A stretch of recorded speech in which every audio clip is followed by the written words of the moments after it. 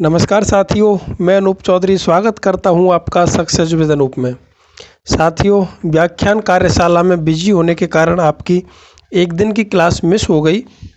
खैर कोई बात नहीं, आज हम ज़्यादा पढ़ेंगे। तो साथियों, आज का हमारा टॉपिक है पर्यावरणीय समस्याएं एवं समाधान। पर्यावरणीय समस्याएं एवं समाधान। मैं मानता हूँ इस टॉपिक में आपको ज़्यादा समस्या आएगी नहीं, लेकिन चूंकि यह टॉपिक थोड़ा विस्तृत है इसलिए हम इसको उसी पॉइंट ऑफ व्यू से पढ़ेंगे कि ऐसा कोई भी कॉन्सेप्ट हमसे नहीं रहे जो एग्ज़ाम में पूछ लिया जाए और हमने पढ़ाया ना हो। तो साथियों, पर्यावरणीय समस्या में सबसे पहले हम बात करेंगे पर्यावरण के बारे में। पर्यावरण क्या है? पर्यावरण जैसा कि नाम से स्पष्ट है, परि प्लस आवरण, हमारे चारों ओर का वातावरण। तो हमारे चारों ओर का वातावरण कैसे? जो हमारे चारों ओर, एक तो हमारे चारों ओर है प्राकृतिक वातावरण जो कि प्रकृति के द्वारा दिया गया है। एक है हमारे सामने भौतिक जो कि हमने स्वयं तैयार किया है। दूसरा है सामाजिक, तीसरा है सामाजिक। तो हमारे चारों ओर का जो प्राकृतिक, भौतिक व सामाजिक आवरण है वही पर्यावरण कहलाता है। लेकिन फ्रेंड्स, चूंकि ये तो एक सामान्य परिभाषा हो गई, आपको नाम लेकर के पूछी जा सकती है, इसलिए मैं आपको दोनों ही बता देता हूँ। एक तो आपसे पूछा जा सकता है सीसी पाई की परिभाषा, चूंकि ये आपके सिलेबस में, इसलिए इनके नाम के आधार पर ही हमको परिभाषा को याद रखना होगा। सीसी पाई की परिभाषा क्या कहती है? सीसी पाई की परिभाषा के अनुसार मनुष्य एक विशेष स्थान पर विशेष समय पर जिन परिस्थितियों से घिरा रहता है। दो चीजें ध्यान रखेंगे, विशेष समय और विशेष स्थान। इससे ही आपको परिभाषा को पकड़ना होगा, नहीं तो सारी परिभाषाएं मिक्सअप हो जाएंगी, फिर आप कंफ्यूज हो जाएंगे कौन सी परिभाषा किस राइटर की है। तो सीसी पाई की परिभाषा को आप क्या ध्यान रखेंगे? विशेष समय और विशेष स्थान, इन पर जिन परिस्थितियों से घिरा हुआ है, जिन परिस्थितियों से घिरा हुआ है वही पर्यावरण कहलाता है। अब आप थोड़ा सा इसमें ट्रिक मैं आपको बता देता हूँ। नाम है सीसी पाई, यानी कि सा, शा और पा। आप ध्यान रखेंगे, सा से समय, सा से स्थान और पा से परिस्थिति। क्लियर हुआ? अब आप इस परिभाषा को बड़े आराम से पकड़ लेंगे। आपको अगर ये परिभाषा दे दी जाए कि मनुष्य एक विशेष स्थान पर विशेष समय पर जिन परिस्थितियों से घिरा होता है वह पर्यावरण है, यह परिभाषा किसने दी? आप पकड़ लेंगे, समय, स्थान और परिस्थिति, सा, शा, पा, यानी कि सीसी पाई के द्वारा यह परिभाषा दी गई थी। इसी प्रकार से साथियों, एक और मनोविज्ञान रहे बोरिंग, साइकोलॉजिस्ट रहे। तो बोरिंग ने जो हमारे पर्यावरण की परिभाषा दी, वो क्या परिभाषा देते हैं कि एक पर्यावरण में वो है सब कुछ शामिल है जो व्यक्ति के जन्म से लेकर मृत्यु पर्यंत तक चलता है। बोरिंग की परिभाषा के अनुसार क्या होगा? पर्यावरण एक व्यक्ति में या एक व्यक्ति के पर्यावरण में वह सब कुछ शामिल है जो उसके जन्म से मृत्यु पर्यंत तक प्रभावित करता है। तो साथियों, आपको ये दोनों ही परिभाषाएं नाम के साथ याद रखनी है कि सीसी पाई की परिभाषा क्या थी? किसी विशेष समय, विशेष स्थान पर जिन परिस्थितियों में रहता है। और बोरिंग की परिभाषा क्या है? जन्म से लेकर मृत्यु पर्यंत तक। ये फ्रेंड्स कीवर्ड हैं इन डेफिनेशंस के, आपको कीवर्ड को पकड़ के रखना है। तो फ्रेंड्स, ये तो हुआ हमारे पर्यावरण की सामान्य सी परिभाषाएं। अब हम बात करते हैं कि हमारे सामने क्या क्या पर्यावरणीय समस्याएं हैं। पर्यावरणीय समस्याएं, तो साथियों, पर्यावरणीय समस्याओं में अगर उस हिसाब से हम देखें तो हमारे सामने सबसे पहली ही समस्या आती है प्रदूषण की। प्रदूषण आज के समय की सबसे ज्वलंत परेशानी है हमारे सामने। तो सबसे पहले हम प्रदूषण को समझ लेते हैं कि प्रदूषण क्या है। प्रदूषण की फ्रेंड सामान्य हिंदी होती है POLLUTION, POLLUTION। गलत हो गई, POLLUTION, पॉल्यूशन। इंग्लिश मेरी उतनी ज़्यादा अच्छी है नहीं, पॉल्यूशन। ये जो पॉल्यूशन शब्द है यह लैटिन भाषा का एक शब्द है। इसी प्रकार से ध्यान रखेंगे, लैटिन भाषा का एक शब्द है पोल्यूटस, POLLUTUS, पोल्यूटस। तो इस पोल्यूटस शब्द से ही किसका निर्माण हुआ है? पॉल्यूशन शब्द का निर्माण हुआ है।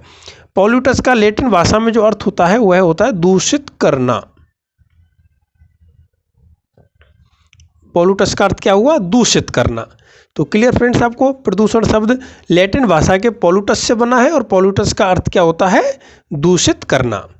अब हम बात करेंगे एक और हमारे सामने परिभाषा हमें ध्यान रखनी होगी इसी प्रदूषण की, जो प्रदूषण की परिभाषा दी थी E.P. ओडम ने। तो ये तो मैं शायद आपके सामने से हटा देता हूं। अगली हमारे सामने परिभाषा दी गई E.P. ओडम के द्वारा, इसे समझिए। E.P. ओडम ने जो प्रदूषण की जो परिभाषा दी वो क्या कहते हैं? वायु, जल एवं मृदा के भौतिक, रासायनिक व जैविक गुणों में, वायु, जल, मृदा, इनके भौतिक, जैविक एवं रासायनिक गुणों में जो भी अवांछित परिवर्तन होता है, ये आप ध्यान रखेंगे। परिवर्तन कैसा होगा? अवांछित। अवांछित परिवर्तन होता है तो उससे संपूर्ण परिवेश के प्राकृतिक एवं सांस्कृतिक तत्वों को हानि पहुंचती है और वही प्रदूषण कहलाता है। ये डेफिनेशन है E.P. ओडम की। E.P. ओडम क्या करते हैं, मैं वापस रिपीट कर दूं, वायु, जल, मृदा के भौतिक, रासायनिक और जैविक गुणों में अगर कोई भी अवांछित परिवर्तन होता है तो उससे संपूर्ण परिवेश को ही हानि पहुंचती है, वही प्रदूषण कहलाता है। एक फ्रेंड्स हमारी खुद की राष्ट्रीय संस्था है, राष्ट्रीय प्रदूषण शोध समिति। अगर राष्ट्रीय प्रदूषण शोध समिति के अनुसार हम प्रदूषण की परिभाषा देखें तो राष्ट्रीय प्रदूषण शोध समिति क्या कहती है, इसमें केवल आपको दो शब्दों का ध्यान रखना है।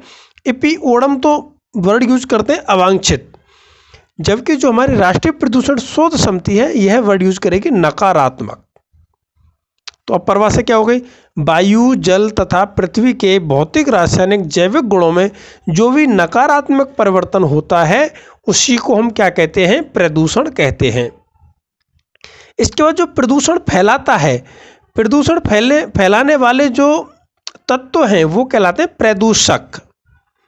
तो आप प्रदूषक को भी ध्यान रखेंगे। प्रदूषक क्या होता है? प्रदूषक के लिए आप कैसे ध्यान रखेंगे? ऐसे अवांछनीय पदार्थ, ऐसे अवांछनीय पदार्थ जो पर्यावरण के मूल तत्व में अपनी उपस्थिति से परिवर्तन कर देते हैं। मूल तत्व में परिवर्तन कर देते हैं, और मूल तत्व में परिवर्तन कर देना और किसके द्वारा? अवांछनीय पदार्थों के द्वारा। अतः वह क्या कहलाता है? प्रदूषक कहलाता है। अब प्रदूषक की प्रकृति के आधार पर फ्रेंड्स प्रदूषक दो प्रकार के होते हैं। प्रदूषक हो गया। अब प्रदूषक के बाद हम बात करते हैं प्रदूषण कितने प्रकार का होता है। प्रदूषण के प्रकार। तो फ्रेंड्स अगर इस आधार पर देखें तो प्रदूषण बहुत प्रकार का होता है। कितने भी प्रकार आप बना लीजिए, लेकिन हम अपने सिलेबस के अकॉर्डिंग इसके अगर प्रकार डिफाइन करें तो मोटे मोटे तौर पर देखेंगे वायु प्रदूषण, जल प्रदूषण, मृदा प्रदूषण, मृदा को ही हम क्या कह देंगे? भूमि प्रदूषण, ध्वनि प्रदूषण, तापीय प्रदूषण, समुद्री प्रदूषण आदि। तो इस प्रकार से ये प्रदूषण के मोटे मोटे प्रकार होते हैं। इसमें से हमसे जो पूछा जा सकता है हम केवल उसी संदर्भ में बात करेंगे। तो फ्रेंड्स आइए सबसे पहले हम बात करते हैं वायु प्रदूषण की। वायु प्रदूषण क्या है, वायु प्रदूषण के स्रोत क्या है, वायु प्रदूषण का प्रभाव क्या होता है और वायु प्रदूषण से कैसे बचा जा सकता है, इन सारी बातों को हम देख लेंगे तो उसी में हमारा वायु प्रदूषण क्लियर हो जाएगा। तो आइए सबसे पहले हम बात करने वाले हैं वायु प्रदूषण के बारे में। पहले ही बता चुका हूँ, इसमें कितना भी विस्तार बढ़ा लो वायु प्रदूषण पर तो पूरा निबंध लिखा जा सकता है, लेकिन हम यहाँ पर केवल उतना ही देखेंगे जितना हमारे एग्जाम के दृष्टिकोण से अति अति अति महत्वपूर्ण है। वायु प्रदूषण में देखें, वायु में जो सभी गैसें हैं साथियों वो सभी निश्चित अनुपात में हैं। वायु में जितनी भी गैसें पाई जाती हैं सभी गैसें निश्चित अनुपात में हैं। अब यहाँ से हमसे क्वेश्चन पूछा जा सकता है इनके निश्चित अनुपात को लेकर के। तो मैं आपको स्पष्ट कर दूं, जो हमारी माध्यमिक शिक्षा बोर्ड की बुक में दिया गया है मैं वही अनुपात आपको बता रहा हूँ। हमारी वायु में अगर आपसे नाइट्रोजन की उपस्थिति पूछी जाए तो नाइट्रोजन है 78.08%। ऑक्सीजन की मात्रा अगर हमसे पूछी जाए हमारे वायुमंडल में ऑक्सीजन की मात्रा क्या है तो 20.94%। ऑर्गन की मात्रा अगर हमसे पूछ ली जाए तो 0.93%। कार्बन डाइऑक्साइड CO2 की मात्रा पूछी जाए 0.03%। इसके अलावा जो अदर्स गैसें हैं उनकी मात्रा हमसे पूछी जाए तो 0.02%।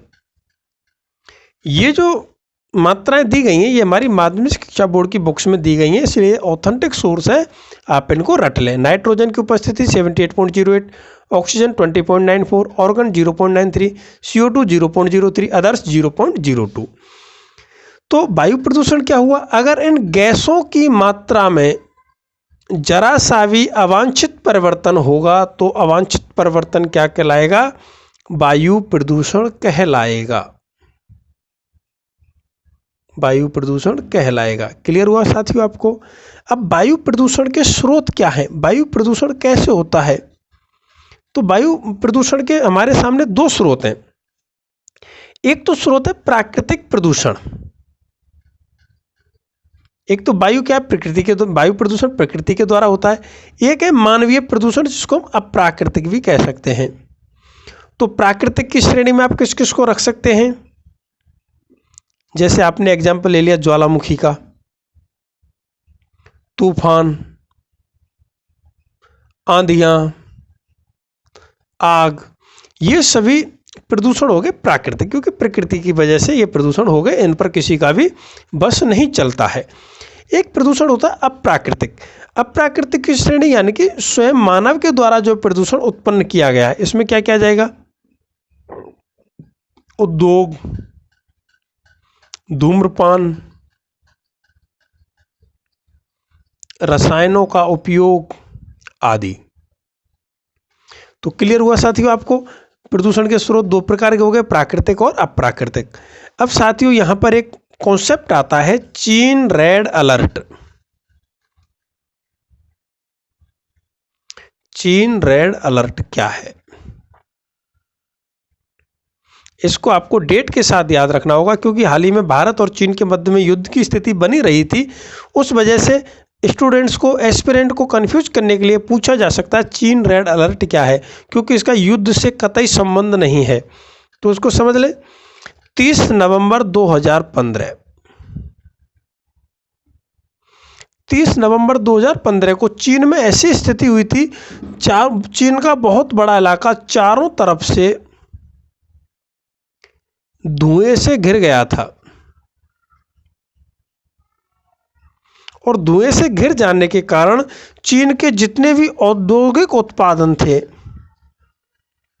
औद्योगिक उत्पादन, परिवहन के साधन, ये सभी बंद कर देने पड़े। और ये बंद किए गए थे तो इन्हें बंद करने के लिए रेड अलर्ट जारी किया था, और वही रेड अलर्ट किस नाम से जाना जाता है, चीन रेड अलर्ट के नाम से जाना जाता है। तो आप ध्यान रखेंगे, इसका युद्ध से कतई संबंध नहीं है। चीन रेड अलर्ट का संबंध प्रदूषण से है।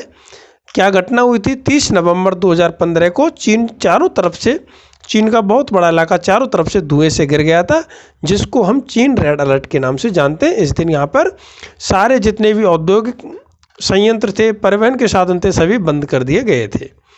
अब फ्रेंड्स, वायु प्रदूषण को रोकने के उपाय क्या क्या है प्रभावी, तो उपायों पर आप पूरा लेख लिख सकते हैं, और आपके एग्जाम में क्वेश्चन नहीं आएगा कि क्या उपाय हैं, लेकिन फिर भी चूंकि हमें तो सारा कुछ बताना है, इसलिए थोड़ा सा मैं आपको बता दूं। इसका प्रमुख उपाय है, हमारा जो क्षेत्रफल है उस क्षेत्रफल के, संपूर्ण क्षेत्रफल के 33% भाग पर वृक्षारोपण होना चाहिए। यानी कि अगर 100% क्षेत्रफल है तो 100% में से 33% क्षेत्र में वन की उपस्थिति होगी तो इस प्रदूषण को नियंत्रित किया जा सकता है, हमारी प्रकृति संतुलित रहेगी। और दूसरा साथियों प्रमुख उपाय है, इसको आप ध्यान रखेंगे, नोट लगा लें, वेरी वेरी इंपॉर्टेंट डाल लें। सीधा क्वेश्चन आपसे पूछ लिया जाएगा, भारत की नवीनतम राष्ट्रीय वन नीति, नवीनतम राष्ट्रीय वन नीति लिख देता हूं, नवीनतम राष्ट्रीय वन नीति भारत के द्वारा जारी की गई है 24 जून 2016 को। ये जो नवीनतम राष्ट्रीय वन नीति जारी की गई है 24 जून 2016 को, इसका प्रभावी क्रियान्वयन होना चाहिए। और अगर इसका प्रभावी क्रियान्वयन होगा तो निश्चित रूप से वायु प्रदूषण पर रोक लगाई जा सकती है। तो इस प्रकार से साथियों हमने प्रदूषण का पहला प्रकार पढ़ लिया है, वायु प्रदूषण। अब हम अगले प्रदूषण की बात करते हैं। अगला प्रदूषण है जल प्रदूषण। बिल्कुल वायु प्रदूषण की तरह ही जल प्रदूषण क्या है, तो जल में कोई सामान्य परिभाषा आपसे नहीं पूछी जाएगी, लेकिन चूंकि अब हम पढ़ ही रहे हैं तो मुझे बताने में क्या हर्ज है। जल प्रदूषण की सामान्य परिभाषा क्या हो जाएगी, जल के भौतिक, रासायनिक व जैविक विशेषताओं में होने वाला अवांछित परिवर्तन।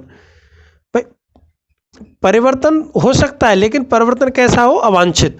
भाई परिवर्तन तो अच्छा भी होता है, जैसे कोई व्यक्ति सुधरना चाहता है, वो अपने अंदर परिवर्तन लाएगा तो वो अच्छा परिवर्तन कहलाएगा। लेकिन हम किस परिवर्तन की बात कर रहे हैं, अवांछित परिवर्तन की। तो जो अवांछित परिवर्तन है वही क्या कहलाता है, जल प्रदूषण कहलाता है। अच्छा, अब अगर जल प्रदूषण हो जाएगा तो जल प्रदूषण का क्या प्रभाव पड़ेगा, जल प्रदूषण के कारण जितने भी जलीय जीव हैं,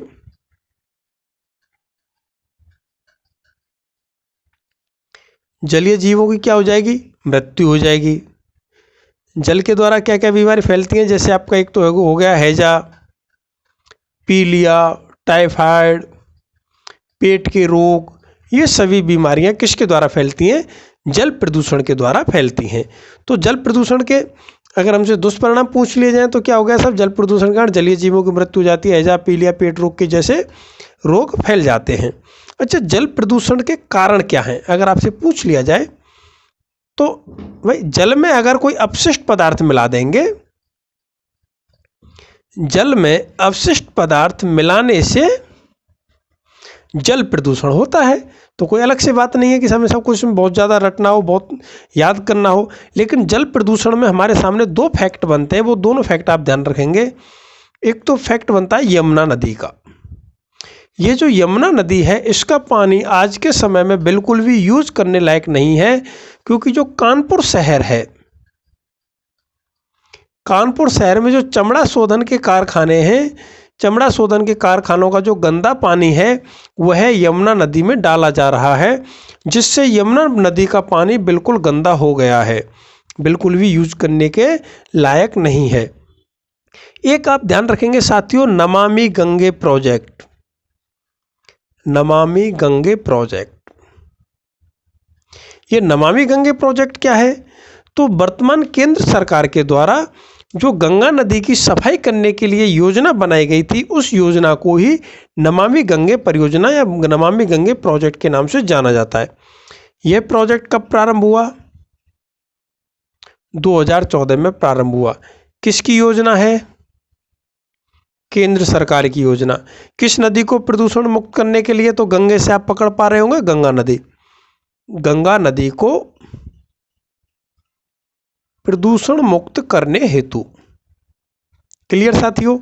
अच्छा, अब बात आती है जो महत्वपूर्ण क्वेश्चन बनेगा, आप इंपॉर्टेंट लगा लें, नोट डाल लें। इस नमामि गंगे प्रोजेक्ट को कौन सा संस्थान वित्तीय सहायता प्रदान कर रहा है, तो साथियों ये जो नमामि गंगा प्रोजेक्ट है यह विश्व बैंक द्वारा वित्त पोषित है, विश्व बैंक द्वारा वित्त पोषित। क्लियर साथियों। तो जल प्रदूषण आपको अच्छे से समझ में आ गया होगा। मोटे तौर पर वही है, जल में अगर अवांछित परिवर्तन हो जाए उसके गुणों में, वही जल प्रदूषण है। जल प्रदूषण होने से जलीय जीवों की मृत्यु हो जाती है, हैजा, पीलिया, पेट के रोग जैसे रोग फैल जाते हैं। ध्यान रखेंगे आप, कारण क्या है, अपशिष्ट पदार्थ अगर जल में मिला दिए जाएंगे तो जल प्रदूषण हो जाएगा। यमुना नदी कानपुर शहर में चमड़ा शोधन का गंदा पानी मिलाया जा रहा है। नमामि गंगे प्रोजेक्ट केंद्र सरकार द्वारा 2014 में प्रारंभ, गंगा नदी को प्रदूषण मुक्त करने हेतु, और यह जो परियोजना है विश्व बैंक द्वारा वित्त पोषित है। तो साथियों, वायु प्रदूषण और जल प्रदूषण देखें। अब हम ध्वनि प्रदूषण और भूमि प्रदूषण की बात करते हैं।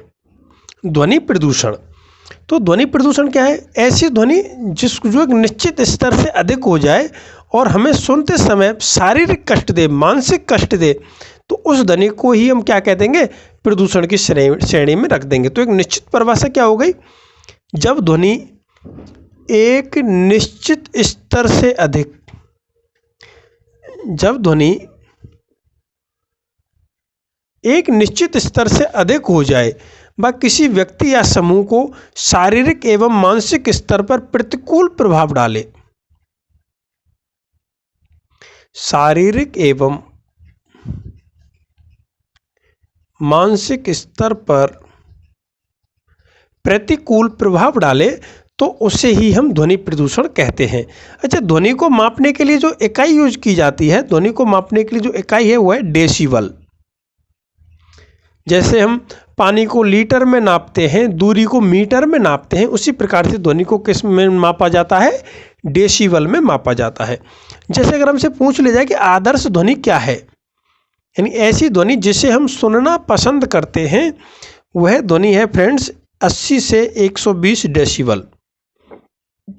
यानी कि 80 से 120 डेसिबल तक की ध्वनि को हम बड़े आराम से सुन सकते हैं, हमें सुनने में वह बहुत ही कर्णप्रिय लगती है। अब आप समझिए कि ध्वनि प्रदूषण क्या हो गया, अगर 120 डेसिबल से अधिक की ध्वनि हो, 120 डेसिबल से अधिक की ध्वनि हो, तो वह किस श्रेणी में आ जाएगी, ध्वनि प्रदूषण की श्रेणी में आ जाएगी।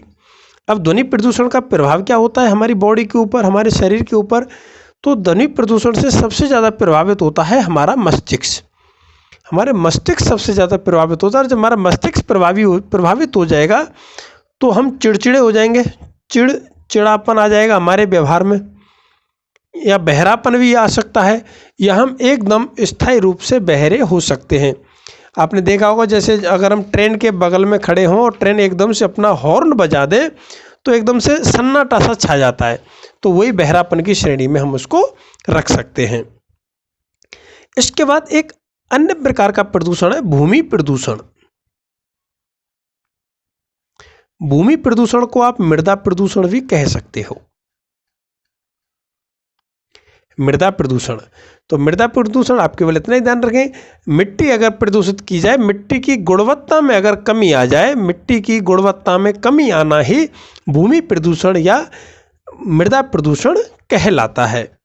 तो साथियों, ये तो हमने मोटे मोटे प्रदूषण देखे, प्रदूषण के प्रकार देख लिए। प्रदूषण के प्रकार में हमने जल, वायु, भूमि, ध्वनि, इन प्रदूषणों को देख लिया।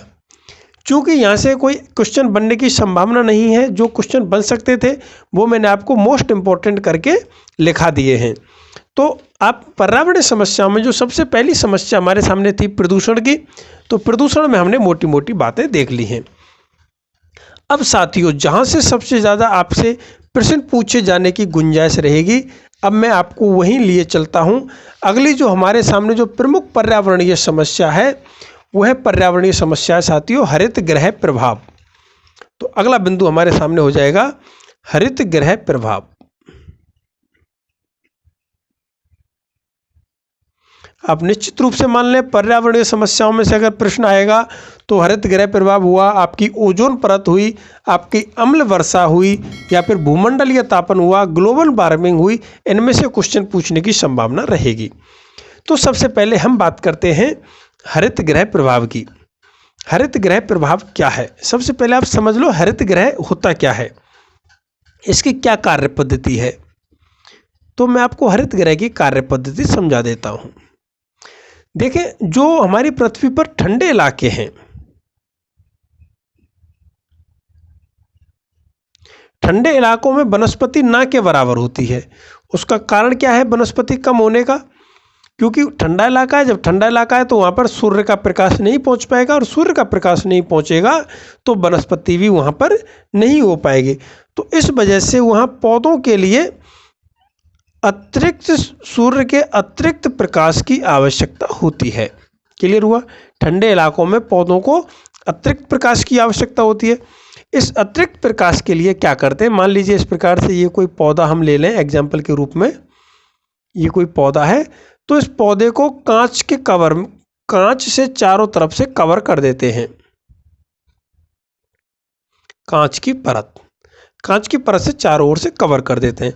अब जब सूर्य निकलता है तो सूर्य की किरणें यहाँ कांच की परत से होके अंदर प्रवेश करती हैं। अंदर प्रवेश करती हैं तो अंदर का तापमान क्या होता है, तापमान बढ़ जाता है। तो यहाँ का तापमान बढ़ जाएगा, यहाँ का तापमान बढ़ जाएगा तो वह पौधे के लिए कैसा रहेगा, अनुकूल रहेगा। और ये जो परत है, सूर्य की किरणें अंदर तो प्रवेश कर गई लेकिन इस परत के कारण वापस बाहर नहीं जा पाती। इस वजह से यह पूरी क्रिया क्या कहलाती है, हरित गृह प्रभाव कहलाती है। तो हरित गृह प्रभाव आपको समझ में आया? दोबारा समझ लें। वायुमंडल में जो गैस है, भाई तापमान बढ़ाने के लिए जिम्मेदार गैस कौन सी है हमारे वायुमंडल में? Carbon dioxide. तापमान बढ़ाने के लिए जिम्मेदार, तापमान बढ़ाने के लिए अगर कोई जिम्मेदार गैस हमसे पूछी जाएगी तो वह है कार्बन डाइऑक्साइड। कार्बन डाइऑक्साइड की हमारी पृथ्वी पर मात्रा कितनी है? 0.03%। क्लियर? ये जो कार्बन डाइऑक्साइड है यह हमारी पृथ्वी के तापमान को नियंत्रित रखती है। नियंत्रित कैसे रखती है? जब सूर्य की अवरक्त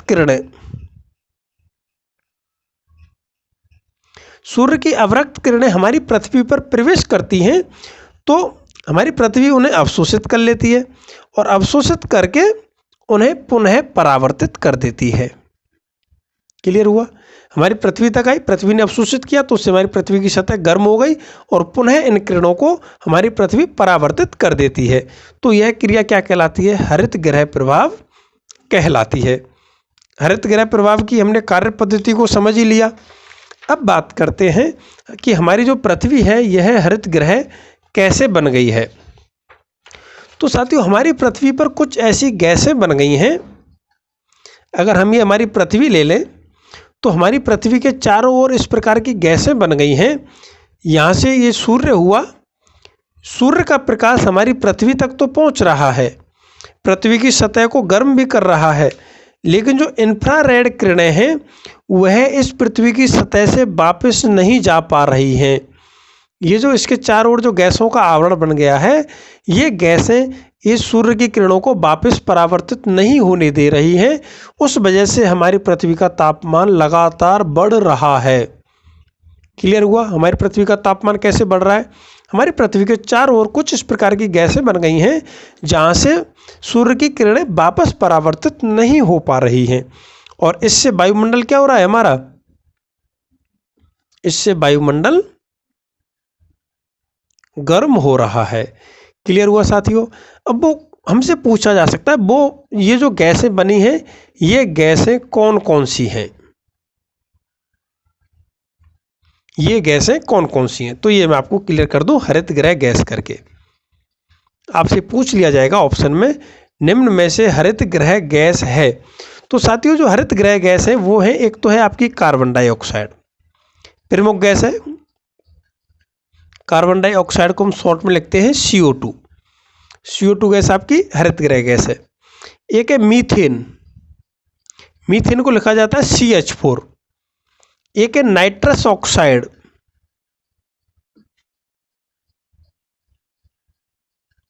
नाइट्रस ऑक्साइड। एक है आपकी क्लोरोफ्लोरोकार्बन, क्लोरोफ्लोरोकार्बन।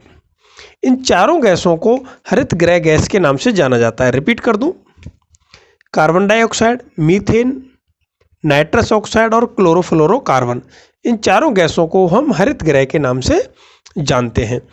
कार्बन डाइऑक्साइड हरित गृह के रूप में 55% प्रभावी है, क्लोरोफ्लोरोकार्बन 24% प्रभावी है, CH4 मीथेन 15% प्रभावी है। नाइट्रस ऑक्साइड NO2 6% प्रभावी है। यानी कि सबसे ज़्यादा प्रभावी गैस हरित गृह के लिए कौन सी है? Carbon dioxide. क्लियर हुआ? कार्बन डाइऑक्साइड के अगर हमसे पूछ लिया जाए स्रोत क्या है, ये कार्बन डाइऑक्साइड पैदा कहाँ से होती है, तो कार्बन डाइऑक्साइड पैदा होती है फ्रेंड्स जीवाश्मों को जलाने से। जीवाश्म जलाने से, काठ के ईंधन, मोटर वाहन, इनके चलने से कार्बन डाइऑक्साइड पैदा होती है। अगर हमसे पूछा जाए मीथेन का स्रोत क्या है, तो मीथेन के स्रोत को आप ध्यान रखेंगे फ्रेंड्स, जो धान उगाई जाती है, धान उगाना, धान के द्वारा मीथेन गैस का उत्सर्जन होता है। एक पशुधन, पशु जो मलमूत्र त्याग करते हैं वहाँ से मीथेन गैस निकलती है। एक कचरे का ढेर जब लंबे समय तक पड़ा रहेगा तो उसमें सड़ांध पैदा होगी, तो वहाँ कचरे के ढेर में भी मीथेन का निर्माण हो जाता है। अन्य गैस जैसे हमने यहाँ बताया क्लोरोफ्लोरोकार्बन CFC, शॉर्ट में क्लोरोफ्लोरोकार्बन को CFC बोलते हैं। तो आपसे पूछ लिया जाए CFC के स्रोत क्या है क्लोरोफ्लोरोकार्बन के, तो ये एक ठंडी गैस है जो कि रेफ्रिजरेटर हुआ आपका, फ्रिज, एयर कंडीशन, वातानुकूलित यंत्र हुए, उनमें इसको प्रयोग किया जाता है। तो CFC को रेफ्रिजरेटर और AC में प्रयोग हम करते हैं। एक अन्य गैस हमने पढ़ी नाइट्रस ऑक्साइड NO2, तो इसके स्रोत क्या हैं, तो इसके स्रोत में जो रासायनिक कारखाने हैं, रासायनिक कारखाने, वनोन्मूलन, वनों का जो नाश किया जा रहा है, तो वहाँ से नाइट्रस ऑक्साइड का उत्सर्जन हो रहा है। तो इस प्रकार से आप इन चारों गैसों के स्रोत ध्यान रखेंगे, कौन सी गैस कहाँ से उत्पन्न हो रही है। अब इस हरित गृह का हमारी पृथ्वी पर क्या प्रभाव पड़ रहा है? हरित गृह का प्रभाव इंपॉर्टेंट है फ्रेंड्स, इसलिए इसको मैं विस्तार से बता रहा हूँ। हरित गृह के प्रभाव से क्या हो रहा है? CO2 लगातार बढ़ रही है। CO2 के बढ़ने से हमारी पृथ्वी पर तापमान भी लगातार बढ़ रहा है, और अगर तापमान बढ़ने की यही दर रहेगी तो 21वीं सदी के अंत तक 2 से 3 डिग्री औसत तापमान हमारे पूरे वायुमंडल का बढ़ जाएगा। और साथियों आप बताओ, जब अगर इतना तापमान बढ़ जाएगा तो जो बर्फ है, बर्फ पिघलेंगी, बर्फ पिघलेंगी तो उनका पानी कहाँ जाएगा? महासागरों में जाएगा। और महासागरों में जब पानी जाएगा तो हमारी पृथ्वी का जल स्तर बढ़ जाएगा, और जल स्तर बढ़ने का दुष्परिणाम क्या होगा? जो हमारी पृथ्वी पर निचले इलाके हैं, निचले इलाके जलमग्न हो जाएंगे। क्लियर हुआ? दूसरा क्या प्रभाव पड़ेगा? ताप बढ़ेगा, तो CO2 गैस की वजह से ताप बढ़ा तो चक्रवात ज़्यादा आएंगे। भाई चक्रवात ज़्यादा क्यों आएंगे? क्योंकि ताप बढ़ने से जो वायु है वो विरल होकर ऊपर उठ जाएगी, तो निम्न दाब का क्षेत्र बन जाएगा। निम्न दाब का क्षेत्र बन जाएगा तो उच्च दाब की ओर से हवाएं आएंगी, तो चक्रवात आएंगे। चक्रवात आएंगे, हरिकेन की संख्या बढ़ जाएगी, जो कि एक चक्रवात का ही प्रकार है। और क्या प्रभाव होगा? जो गेहूं का उत्पादन होता है उत्तरी गोलार्ध में, उत्तरी गोलार्ध में गेहूं का उत्पादन कहाँ होता है? शीतोष्ण कटिबंध में। तो जब तापमान बढ़ेगा तो शीतोष्ण कटिबंध उत्तर की ओर और खिसक जाएंगे। शीतोष्ण कटिबंध किधर खिसक जाएंगे? उत्तर की ओर खिसक जाएंगे। तो उत्तर की ओर शीतोष्ण कटिबंध खिसक जाएंगे तो गेहूं की खेती भी प्रभावित होगी। तो क्लियर हुआ आपको हरित गृह के क्या क्या प्रभाव हो सकते हैं। अब हम बात करते हैं हरित गृह पर, हरित गृह के प्रभाव पर कैसे नियंत्रण पाया जा सकता है। तो साथियों नियंत्रण पाना, तो आप किसी भी पर्यावरण से संबंधित समस्या में जाएंगे तो सबसे पहला तो ईंधन क्या हो जाएगा कि जो वैकल्पिक ईंधन है उनका प्रयोग कीजिए। वैकल्पिक ईंधनों का प्रयोग, वैकल्पिक ईंधन में क्या आता है? सौर ऊर्जा, पवन ऊर्जा, इनका प्रयोग कीजिए। दूसरा, जो कारखाने हैं, कारखानों से CO2, NO2 इनके उत्सर्जन पर रोक लगा देनी चाहिए। और क्या इसका नियंत्रण के लिए होता है? जो हमारा उष्ण कटिबंध है, उष्ण कटिबंध, उपोष्ण कटिबंध, इन कटिबंधीय क्षेत्रों में सौर ऊर्जा का विकास किया जा सकता है। जब यहाँ सौर ऊर्जा का विकास कर देंगे तो जो ईंधन के लिए जीवाश्मों का प्रयोग इन क्षेत्रों में करते हैं वह बंद हो जाएगा। अन्य नियंत्रण के लिए उपाय क्या है? वनों में वृद्धि। वनों में वृद्धि की जाएगी तो तापमान में ऑटोमेटिक कमी हो जाएगी। और नियंत्रण के लिए क्या कर सकते हैं? बायोगैस संयंत्र लगा करके। तो इस प्रकार से साथियों ये हमारा पूरा का पूरा हरित गृह प्रभाव हुआ। हरित गृह प्रभाव में सबसे इंपॉर्टेंट क्वेश्चन बनेगा, निम्न में से कौन सी गैस हरित गृह गैस है? वापस रिपीट कर दूं, 4 गैसों को हम हरित गृह के नाम से जानते हैं।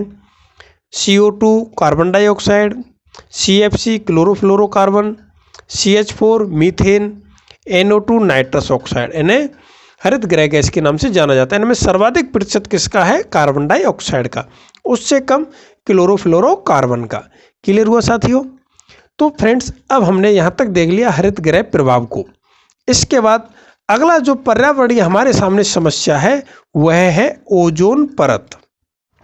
अगला है साथियों ओजोन परत। ओजोन परत भी एक प्रमुख हमारी पृथ्वी के सामने इस समय सबसे बड़ी पर्यावरणीय समस्या है। तो सबसे पहले आइए ओजोन को समझ लें। ओजोन है क्या? ओजोन ऑक्सीजन का ही एक प्रकार है। इसमें ऑक्सीजन के 3 अणु होते हैं। ओजोन का रासायनिक सूत्र क्या होता है? O3। ऑक्सीजन के इसमें कितने अणु होते हैं? 3 अणु होते हैं। तो यहां तक आपको क्लियर हुआ? ये जो ओजोन हमारे वायुमंडल में मिलती कहाँ है? तो ये जो ओजोन है यह एक पतली परत के रूप में, पतली परत के रूप में 15 किलोमीटर से 48 किलोमीटर की ऊंचाई पर मिलती है। तो ओजोन परत आप बता देंगे कहाँ मिलती है? 15 किलोमीटर से 48 किलोमीटर की ऊंचाई पर। कहाँ मिलती है? समताप मंडल में। इसमें आप कंफ्यूज नहीं होना है, कहीं आपको ओजोन मंडल लिखा हुआ मिल जाएगा तो आप ध्यान रखेंगे 15 किलोमीटर से 48 किलोमीटर की ऊंचाई में समताप मंडल में ओजोन की एक पतली परत मिलती है। जो कुल ओजोन का 90% है वो इसी एरिया में मिल जाता है, 15 किलोमीटर से 48 किलोमीटर के एरिया में। क्लियर हुआ? ओजोन परत क्या काम करती है? जो सूर्य है, सूर्य से हमारी पृथ्वी पर पराबैंगनी किरणें आती हैं। पराबैंगनी किरणें जो कि बहुत ही हानिकारक होती हैं त्वचा के लिए।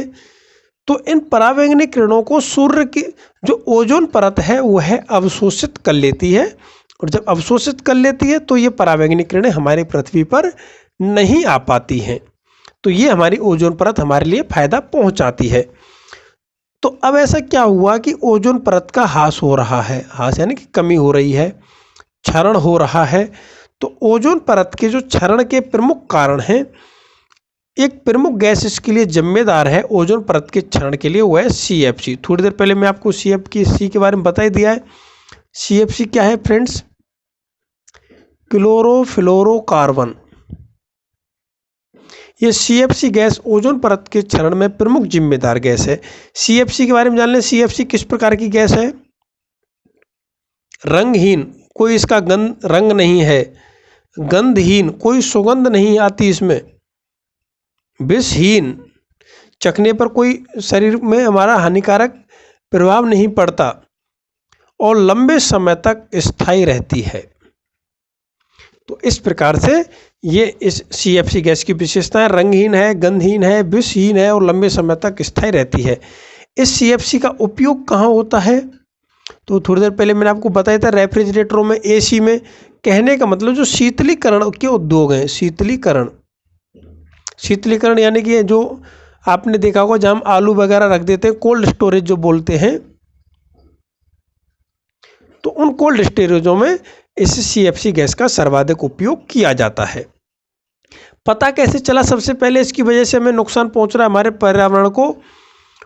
1979 में अंटार्कटिका के ऊपर और 1988 में आर्कटिक के ऊपर इस परत में बहुत बड़ा एक छिद्र देखा गया था, और अध्ययन करने पर पता चला वो जो छिद्र है वह छिद्र प्रतिवर्ष बढ़ रहा था। तो महसूस किया कि ये ओजोन परत में क्षय हो रहा है, इसमें नुकसान हो रहा है। तो इससे बचाव के लिए क्या उपाय किया गया? 1987 में मॉन्ट्रियल प्रोटोकॉल,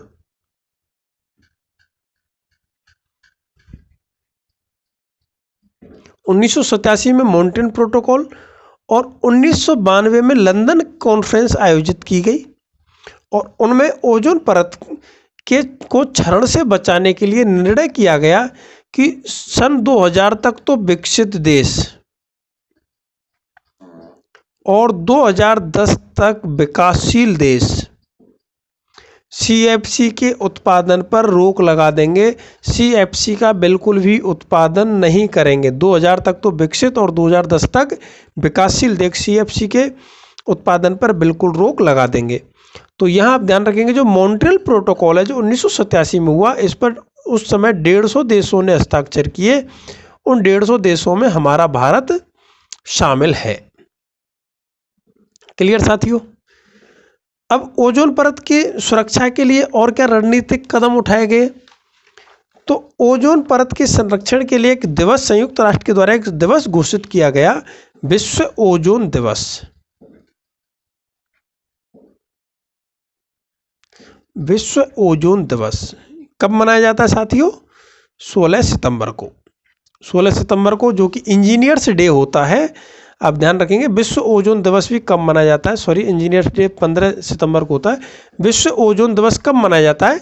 16 सितंबर को मनाया जाता है। यह 16 सितंबर को मनाना कब से प्रारंभ हुआ? 1995 से प्रारंभ किया गया। तो ओजोन परत को जो गैस नुकसान पहुंचा रही है उस गैस का नाम क्या है? CFC, chlorofluorocarbon. इस वजह से इस गैस को ओजोन शत्रु भी कहते हैं। क्वेश्चन आपसे पूछ लिया जाए ओजोन शत्रु के नाम से किस गैस को जाना जाता है? आपका जवाब रहेगा क्लोरोफ्लोरोकार्बन। CFC को ओजोन शत्रु के नाम से जाना जाता है। अच्छा, ओजोन परत में जो क्षरण हो रहा है उससे क्या क्या प्रभाव पड़ रहे हैं? जो हमारे पेड़ पौधे हैं उन पेड़ पौधों की प्रकाश संश्लेषण की जो क्रिया है वह धीमी हो गई है। हमारे पौधों की प्रकाश संश्लेषण की क्रिया धीमी हो गई। और क्या प्रभाव पड़ा? या फिर ओजोन नाम दिया किसने, या ओजोन की निगरानी के लिए यंत्र किसने बनाया? ओजोन निगरानी यंत्र आपसे पूछ लिया जाए तो 1920 के दशक में ऑक्सफोर्ड के एक वैज्ञानिक हुए थे, GMV डॉवसन। GMV Dawson. तो 1920 के दशक में GMD डॉवसन ने ओजोन की निगरानी के लिए एक यंत्र बनाया था जिससे पता चले कि ओजोन में क्या प्रतिक्रियाएं, क्या गतिविधियां घटित हो रही हैं। और फ्रेंड्स, ओजोन में हम और क्या क्या बातें ध्यान रख सकते हैं? तो ओजोन के लिए मैं आपको कुछ प्रमुख बिंदु और बता दूं जो कि आपकी माध्यमिक शिक्षा बोर्ड की बुक में दिए गए हैं, तो उनको भी आप ध्यान रख लेंगे। वहाँ से अगर कोई क्वेश्चन पूछा जाता है तो आप वहाँ भी अपना जवाब दे देंगे। तो सबसे पहले तो ओजोन निगरानी यंत्र किसने बनाया? GMB डॉवसन ने। और कब बनाया? 1920 के दशक में। जो हमारा समताप मंडल है, समताप मंडल में क्लोरीन, भाई CFC का फुल फॉर्म क्या है? क्लोरोफ्लोरोकार्बन। तो जो क्लोरीन गैस है, क्लोरीन परमाणु है, इस क्लोरीन परमाणु के विसरण यानी कि फैलाव, क्लोरीन परमाणु के फैलाव से किसकी कमी हो जाती है? ओजोन की कमी हो जाती है। समताप मंडल में क्लोरीन परमाणु के विसरण से ओजोन की कमी हो जाती। जो एक क्लोरीन का परमाणु है, एक क्लोरीन का परमाणु साथियों 1 लाख ओजोन के अणुओं को नष्ट कर देता है। दोबारा सुन लें, एक क्लोरीन का परमाणु 1 लाख अणुओं को, ओजोन के अणुओं को नष्ट कर देता है। दो गैस CFC और हेलोन, ये आपकी माध्यमिक शिक्षा बोर्ड बुक में दी गई हैं। CFC और हेलोन में अगर वृद्धि हो जाए तो इनकी वृद्धि से क्या प्रभाव पड़ने लग जाता है? ओजोन रिक्तीकरण प्रारंभ हो जाता है, यानी कि ओजोन परत में छेद होना प्रारंभ हो जाता है। क्लियर हुआ आपको? ओजोन परत के मैंने आपको प्रभाव भी बता दिए, हमारी पृथ्वी पर क्या प्रभाव पड़ रहा है। पौधों की प्रकाश संश्लेषण की क्रिया कैसी हो गई है? धीमी हो गई है। कैसे धीमी हो गई? कि पौधों की पत्तियों पर होता है प्लावक, वो प्लावक नष्ट हो रहे हैं, और जब प्लावक नष्ट हो जाएंगे तो क्या होगा? हमारे जो पौधे हैं वो अपनी प्रकाश संश्लेषण की क्रिया नहीं कर पाएंगे। जो हमारी समुद्री खाद्य श्रृंखला है, समुद्री खाद्य श्रृंखला पर भी विपरीत प्रभाव पड़ रहा है। और जो भूमध्य रेखीय क्षेत्र हैं, भूमध्य रेखीय क्षेत्र, इन भूमध्य रेखीय क्षेत्रों में भी तापमान के कारण वृद्धि और ज़्यादा हो जाएगी। तो ओजोन परत, अच्छा ऐसा नहीं है कि ओजोन परत को बचाने के लिए कोई कार्य किए गए हों, तो मैंने आपको थोड़ी देर पहले बता ही दिया। 1987 में मॉन्ट्रियल प्रोटोकॉल हुआ, 1992 में लंदन कॉन्फ्रेंस हुई। क्या निर्णय किया गया? कि वर्ष 2000 तक तो विकसित देश और 2010 तक विकासशील देश CFC का उत्पादन बिल्कुल बंद कर देंगे। जो CFC गैस है, CFC गैस एक पूरा समूह है। इसके अंतर्गत इस समूह में इसकी प्रमुख गैस है फ्रेऑन। फ्रेऑन को आप कैसे ध्यान रखेंगे? फ्रीज, भाई फ्रीज क्या है? रेफ्रिजरेटर है। रेफ्रिजरेटरों में CFC का प्रयोग करते हैं। तो CFC की भी प्रमुख गैस है फ्रेऑन। इस फ्रेऑन गैस को प्रतिबंधित किया जा चुका है। और एक अमेरिका का वायुयान है, अमेरिका का वायुयान है, उसका नाम ध्यान रखेंगे आप, कॉनकोर्ड। इस अमेरिका के वायुयान कॉनकोर्ड को भी प्रतिबंधित किया जा चुका है, क्योंकि ऐसा अनुमान था इस वायुयान के द्वारा जो प्रदूषण फैलाया जा रहा था उससे ओजोन परत को क्षरण पहुंच रहा है। तो इस प्रकार से साथियों हमने ओजोन परत के बारे में बहुत विस्तार से देख लिया है, और निश्चित रूप से कोई प्रश्न आएगा तो अब आप ओजोन परत में कोई भी क्वेश्चन अपना गलत नहीं करने वाले हो। तो साथियों आपने हरित गृह प्रभाव को देखा, ओजोन परत को देखा, अब हम बात करेंगे अम्ल वर्षा के बारे में।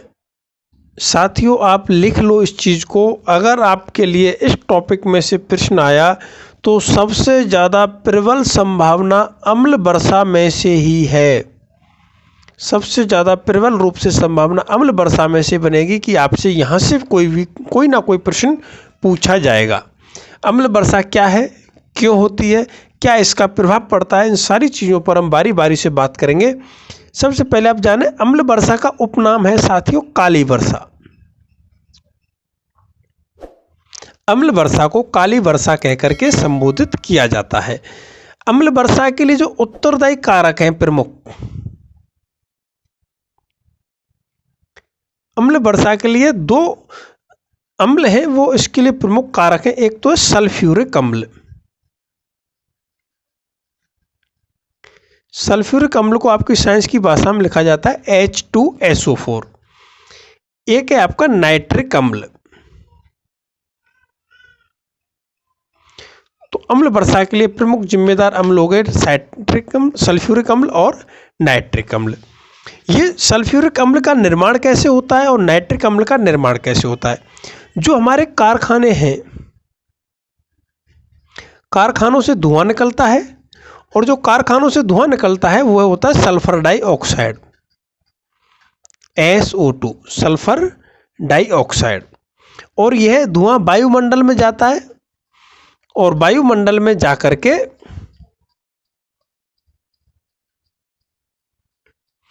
जल वायुमंडल में आर्द्रता है, H2O है, इस H2O से क्रिया करता है। SO2 H2O से क्रिया करके H2SO4 का निर्माण कर देता है। तो इस प्रकार से जो हमारे कारखाने हैं, कारखानों से निकलने वाला धुआं सल्फर डाइऑक्साइड के रूप में निकलता है, और वह वायुमंडल के साथ क्रिया करके सल्फ्यूरिक अम्ल बना देता है। इसी प्रकार से जो मोटर वाहन हैं, मोटर वाहनों से धुआं निकलता है नाइट्रोजन ऑक्साइड। नाइट्रोजन ऑक्साइड, ये नाइट्रोजन ऑक्साइड भी हमारे वायुमंडल के साथ क्रिया करके, वायुमंडलीय आर्द्रता के साथ क्रिया करके नाइट्रिक अम्ल का निर्माण कर देता है। अब ऐसा क्या तरीका है हमारे सामने जिससे हम अम्लीयता को मापते हैं, जिससे हमें पता चलता है कि कोई भी चीज़ अम्ल है या नहीं है? तो साथियों अम्लीयता को pH स्केल पर मापा जाता है। जैसे ध्वनि के लिए मात्रक क्या था आपका डेसिबल, उसी प्रकार से अम्लीयता को कहाँ मापते हैं हम? pH स्केल पर मापते हैं। ये pH स्केल क्या है? इस pH स्केल पर 0 से लेकर के 14 तक संकेतक अंकित होते हैं। 0 से 14 तक संकेतक अंकित होते हैं। यहाँ बिल्कुल मध्य में होता है 7।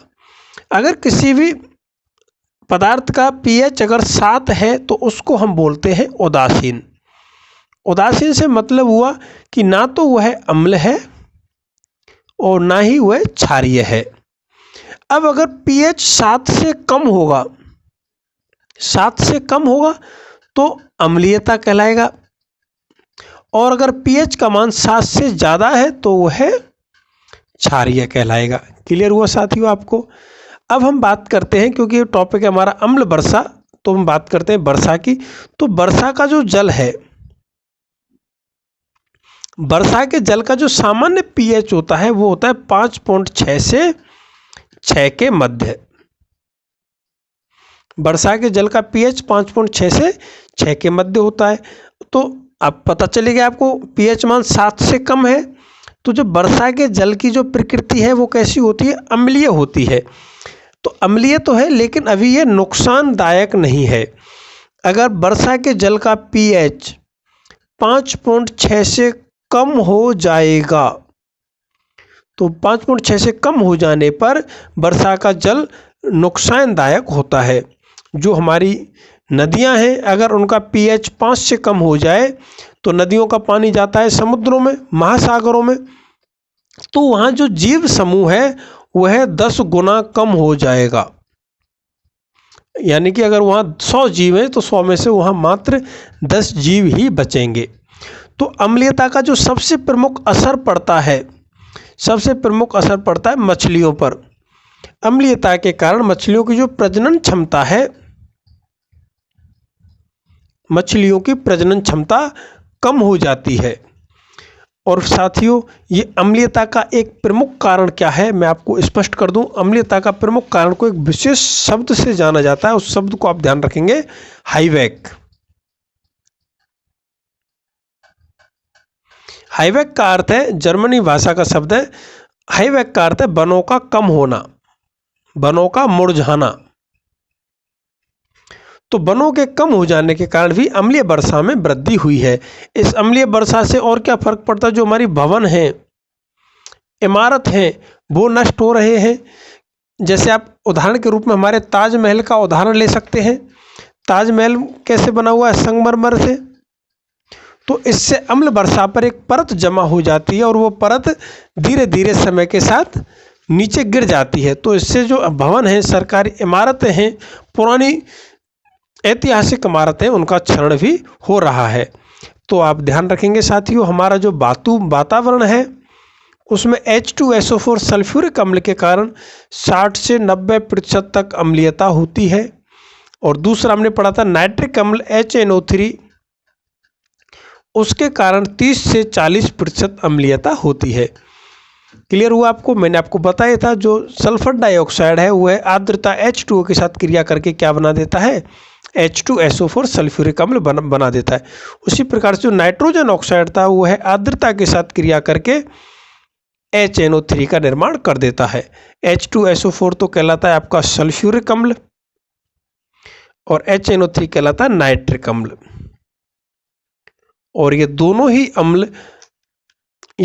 अम्ल जो आपकी वर्षा है, अम्लीय वर्षा है, उसके लिए प्रमुख रूप से जिम्मेदार हैं। अगर आपसे पूछ लिया जाए अम्ल वर्षा का, इन दोनों को मैं एक साथ लिख रहा हूं, अम्ल वर्षा का pH और एक लिख रहा हूं वर्षा जल का pH, दोनों में अंतर है। अगर आपसे वर्षा जल का pH पूछा जाए तो वर्षा जल का pH होता है 5.6 से 6 के मध्य। और वर्षा जल की प्रकृति कैसी होती है? अम्लीय, जो कि मैंने आपको पूर्व में भी बता दिया है। अगर अम्ल वर्षा आपसे पूछा जाए तो अम्ल वर्षा का pH होता है 5 से 2.5 के बीच में, 5 से 2.5 के मध्य। और अम्लीय वर्षा से हमारे वातावरण में क्या फर्क पड़ता है? अम्लीय वर्षा से जो हाइड्रोजन आयन है, अम्लीय वर्षा से जो हाइड्रोजन आयन है, उन हाइड्रोजन आयनों का स्तर ऊंचा हो जाता है। क्लियर हुआ? तो अम्लीय वर्षा का प्रभाव क्या पड़ा? हमारे वातावरण में हाइड्रोजन अणु का स्तर ऊंचा हो गया। मिट्टी में जब अम्ल गिर जाएगा तो मिट्टी की जो उत्पादकता है, मिट्टी की उत्पादकता कम हो जाएगी। इससे वनों पर भी प्रतिकूल प्रभाव पड़ता है। वनों पर प्रतिकूल प्रभाव क्या पड़ता है? जो पत्तियां हैं, पत्तियों के स्टोमेटा बंद हो जाते हैं, और अगर वनों की पत्तियों के स्टोमेटा बंद हो जाएंगे तो प्रकाश संश्लेषण की क्रिया नहीं कर पाएंगे। तो अब आपको अम्लीय वर्षा से बचना है, तो इस अम्लीय वर्षा से बचने के समाधान क्या हैं? तो वही समाधान भाई जिसके कारण हो रहा है उनका उत्पादन बंद कर दो। अम्लीय वर्षा सल्फर डाइऑक्साइड और नाइट्रोजन ऑक्साइड की वजह से हो रही थी, तो SO2 और NO2 इनके उत्पादन पर नियंत्रण लगा दो। अगर इनके उत्पादन पर नियंत्रण लगा देंगे तो अम्ल वर्षा नहीं होगी। और सौर व पवन ऊर्जा को बढ़ावा दे दो। जब सौर और पवन ऊर्जा को बढ़ावा देंगे तो प्रदूषण रुकेगा, प्रदूषण रुकेगा तो इनकी अम्ल वर्षा पर अपने आप रोक लग जाएगी। जो जल स्रोत हैं, जल स्रोतों में जहां अम्लीयता बढ़ गई है उस जगह पर पानी में चूना मिला दीजिए। चूना मिलाने से क्या होगा? चूना मिलाने से मिट्टी की जो अम्लीयता है वो कम हो जाती है। तो आपसे ऐसे ही एक क्वेश्चन आ जाएगा, इंपॉर्टेंट लगा देता हूं कि मिट्टी की अम्लीयता कम करने के लिए किसका प्रयोग करते हैं? तो हम किसका प्रयोग करते हैं?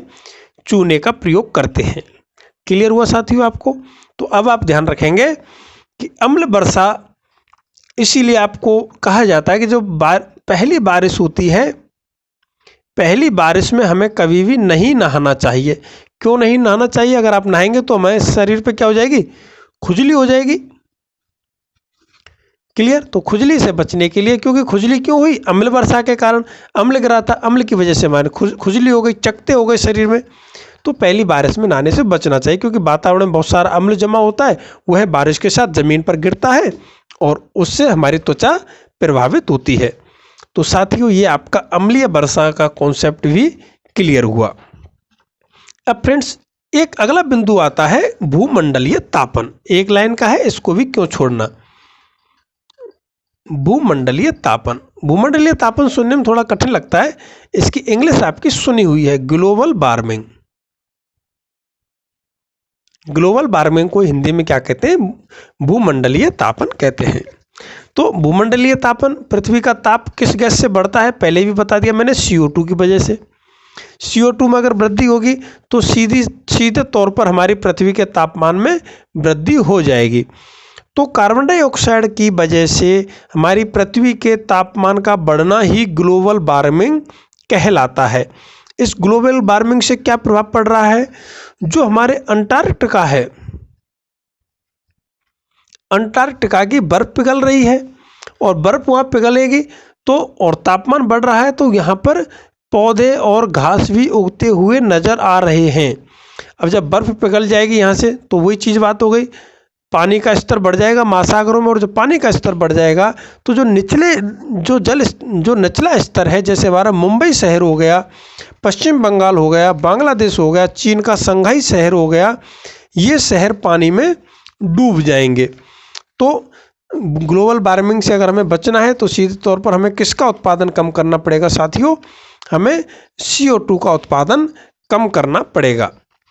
तो ये हमारे पर्यावरण की प्रमुख समस्याएं थी जिनके बारे में हमने बात की। रिपीट कर दूं एक बार, प्रदूषण, और प्रदूषण के प्रकार हमने देख ही लिए। उसके बाद हमने सबसे पहले देखा था हरित गृह प्रभाव, ग्रीन हाउस इफेक्ट, फिर हमने देखा ओजोन परत, फिर हमने देखा अम्लीय वर्षा, फिर हमने देखा ग्लोबल वार्मिंग। तो ये हमारी इस समय पर्यावरणीय ज्वलंत समस्याएं हैं जिनसे हमें बचना है। तो इस प्रकार से फ्रेंड्स, हमारी जो पर्यावरणीय समस्या है वह कॉन्सेप्ट, वह टॉपिक हमारा क्लियर हुआ। अब हम बात करते हैं, ये समस्याएं तो हैं, इन समस्याओं से बचने के लिए इस विश्व द्वारा, इस संसार द्वारा क्या क्या प्रयास किए गए हैं, इसके समाधान हेतु क्या क्या प्रमुख प्रयास हुए हैं, उनके बारे में एक बार बात कर लें, फिर हमारा यह टॉपिक 100% कंप्लीट हो जाएगा। तो फ्रेंड्स, इस समस्या से बचने के लिए सतत पोषणीय विकास की अवधारणा लाई गई। सतत पोषणीय विकास। ये सतत पोषणीय विकास क्या है, इसको आप समझें। जो संयुक्त राष्ट्र है, संयुक्त राष्ट्र ने पर्यावरण को बचाए रखने के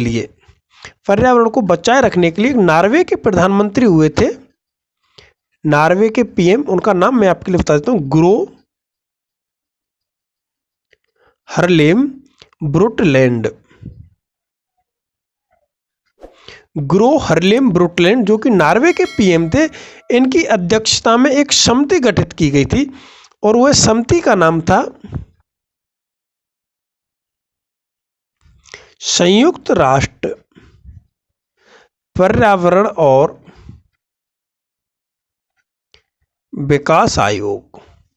संयुक्त राष्ट्र पर्यावरण और विकास आयोग, इसको शॉर्ट में बोलते हैं फ्रेंड्स UNCED। तो आपसे ऐसे ही जनरल नॉलेज में क्वेश्चन पूछ लिया जाएगा, संयुक्त राष्ट्र पर्यावरण और विकास आयोग किसकी अध्यक्षता में गठित किया गया था, तो आप ध्यान रखेंगे नॉर्वे के पीएम थे ग्रो हरलेम ब्रुटलैंड, इनकी अध्यक्षता में गठित किया गया था और इनके नाम पर इस आयोग को ब्रुटलैंड कमीशन के नाम से भी जाना जाता है। तो आपसे पूछ लिया जाए ब्रुटलैंड कमीशन का संबंध किससे है, सतत पोषणीय विकास से, पर्यावरण के संरक्षण से, कोई भी आप अपना जवाब दे देंगे। इस ब्रुटलैंड कमीशन ने जो रिपोर्ट दी थी, उस रिपोर्ट का शीर्षक था हमारा साझा भविष्य।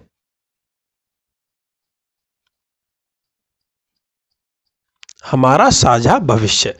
तो ब्रुटलैंड कमीशन के द्वारा जारी की गई रिपोर्ट का शीर्षक हमारा साझा भविष्य। इस ब्रुटलैंड कमीशन ने सतत पोषणीय विकास की एक परिभाषा दी थी। हालांकि वो परिभाषा एग्जाम में नहीं आने वाली, लेकिन आपकी नॉलेज बढ़ेगी, इसलिए मैं आपको बता देता हूं। भविष्य की पीढ़ियां, तो भविष्य की पीढ़ियों को अपनी आवश्यकताओं की पूर्ति के लिए अपनी क्षमताओं से समझौता ना करना पड़े। तो हमें भविष्य की पीढ़ियों का भी ध्यान रखना है, जिससे कि उन्हें अपनी क्षमताओं से समझौता ना करना पड़े, प्लस हमें वर्तमान पीढ़ी की आवश्यकताओं की पूर्ति करनी है। तो ब्रुटलैंड कमीशन ने सतत पोषणीय विकास की क्या परिभाषा दी थी कि भविष्य की पीढ़ियों को अपनी आवश्यकताओं की पूर्ति करने के लिए अपनी क्षमताओं से समझौता ना करना पड़े व वर्तमान पीढ़ी की आवश्यकताओं की पूर्ति होती रहे। तो इस प्रकार से इस ब्रुटलैंड कमीशन ने सतत पोषणीय विकास की यह परिभाषा दी थी। इसकी जो रिपोर्ट थी उसका शीर्षक था हमारा साझा भविष्य। और फ्रेंड्स, यहाँ झगड़ा क्या हुआ था भाई, विकासशील देश थे, विकासशील देश तो आरोप लगा रहे थे विकसित देशों के ऊपर कि जितना भी प्रदूषण है, जितना भी पर्यावरण को नुकसान पहुंचा रहे हैं, विकसित देश पहुंचा रहे हैं।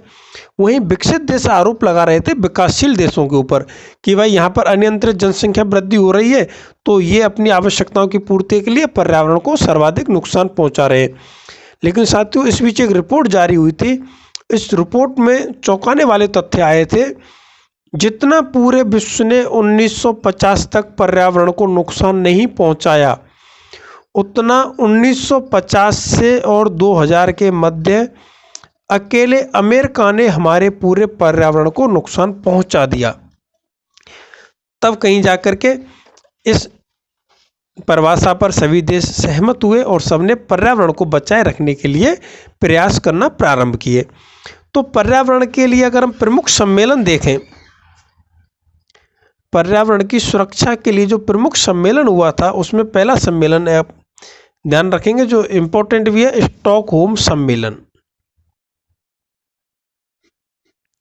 स्टॉकहोम सम्मेलन का आयोजन कब हुआ? 5 जून 1972 को। स्टॉकहोम स्वीडन देश का एक शहर है। तो स्वीडन देश के स्टॉकहोम में 5 जून 1972 को प्रमुख सम्मेलन हुआ था पर्यावरण को बचाने के लिए। और इस 5 जून की वजह से 5 जून को हम विश्व पर्यावरण दिवस मनाते हैं।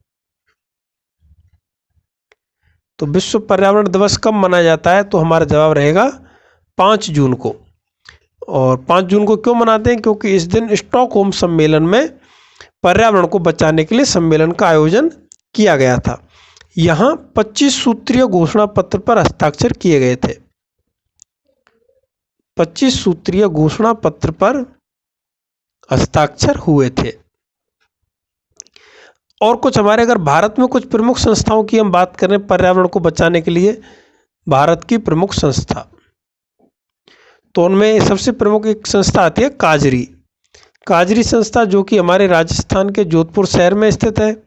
काजरी की फुल फॉर्म अगर हम देखें तो central arid zone research institute. तो काजरी के बारे में आप बता सकते हैं। फ्राई के बारे में अगर आप पूछ लिया जाए, फ्राई बता दें, फॉरेस्ट रिसर्च इंस्टीट्यूट जो कि देहरादून में है। ऐसी ही एक संस्था है नीरी। नीरी संस्था, आपको नीरी से ध्यान रखेंगे, ना से ना नागपुर, नागपुर की संस्था है। तो भारत की प्रमुख संस्थाओं की हमने बात की, काजरी जोधपुर में, फ्राई FRI देहरादून, नीरी नागपुर में। ऐसे एक प्राइवेट संस्था है कल्प वृक्ष जो कि गैर सरकारी संगठन है। यह कल्प वृक्ष संगठन भी जैव विविधता के लिए कार्य कर रहा है। तो साथियों, इस प्रकार हमने हमारा पर्यावरणीय समस्याएं एवं समाधान टॉपिक कंप्लीट किया।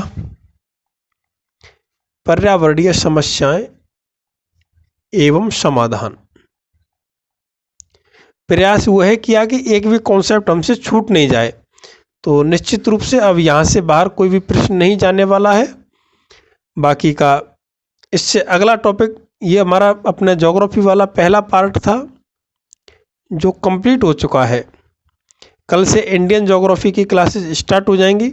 उम्मीद है आपको सारी क्लासेस बहुत अच्छे से पसंद आ रही होंगी। धन्यवाद दोस्तों।